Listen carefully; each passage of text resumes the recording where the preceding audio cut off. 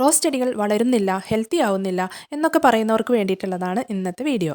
ഞാൻ പറയാൻ പോകുന്ന കാര്യങ്ങൾ നിങ്ങൾ അതുപോലെ ഫോളോ ചെയ്താൽ ഏത് വളരാത്ത റോസ് ചെടിയും ഇതുപോലെ നല്ല ഹെൽത്തി ആയിട്ട് നല്ല ബുഷായിട്ട് വളരും. അതിന് മുമ്പായിട്ട് ഒരു കാര്യം പറഞ്ഞോട്ടെ. കഴിഞ്ഞ ദിവസം ഞാനൊരു വീഡിയോ ചെയ്തിട്ടുണ്ടായിരുന്നു ഉണങ്ങിയ റോസിനെ എങ്ങനെയാണ് കിളിർപ്പിച്ചെടുക്കേണ്ടതെന്ന്. ആ വീഡിയോ കണ്ടതിന് ശേഷം പലരും ചോദിച്ചു, ഇത് നാടൻ റോസല്ലേ, ബഡ് റോസിനും ഇതുപോലെ ഗ്രോത്ത് വരുമോയെന്ന്.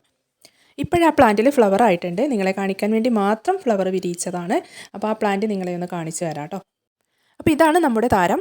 ഇത് നല്ലൊരു അടിപൊളി വെറൈറ്റി റോസാണ് കണ്ടോ. നല്ല അടിപൊളി ഫ്ലവേഴ്സ് ഉണ്ടാകുന്നതാണ്. ഈ ഫ്ലവേഴ്സും പ്ലാന്റും നിങ്ങൾ മുമ്പ് എൻ്റെ വീഡിയോസിലൊക്കെ കണ്ടിട്ടുള്ളതാണ്. പക്ഷേ ഈ ഒരു പരുവത്തിലായതുകൊണ്ട് നിങ്ങൾക്കത് മനസ്സിലാവണമെന്നില്ല.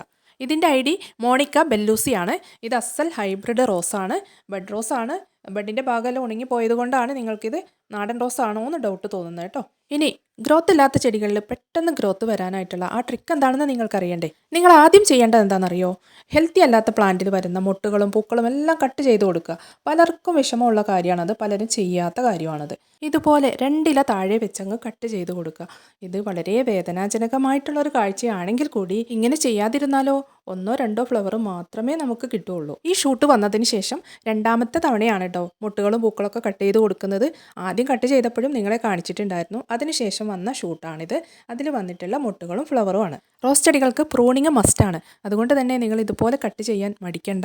ഒരു ഫ്ലവറിന് പകരം നമുക്ക് 9 ഫ്ലവർ കിട്ടും. അതിൻ്റെ തെളിവാണ് ഞാനിവിടെ കാണിക്കുന്നത്. കണ്ടോ, നമ്മൾ കട്ട് ചെയ്ത പ്ലാന്റിൽ 2 ഷൂട്ട്സ് വന്നിട്ടുണ്ട് കേട്ടോ. ഒരു ഫ്ലവർ കട്ട് ചെയ്ത ഭാഗത്തു നിന്നാണ് 2 ഷൂട്ട്സ് വന്നിട്ടുള്ളത്.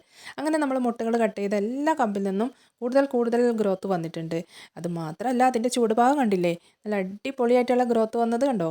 ഇതാണ് ഞാൻ പറഞ്ഞത്, ഒരു ഫ്ലവർ കട്ട് ചെയ്താൽ 9 ഫ്ലവർ നമുക്ക് കിട്ടുമെന്ന്.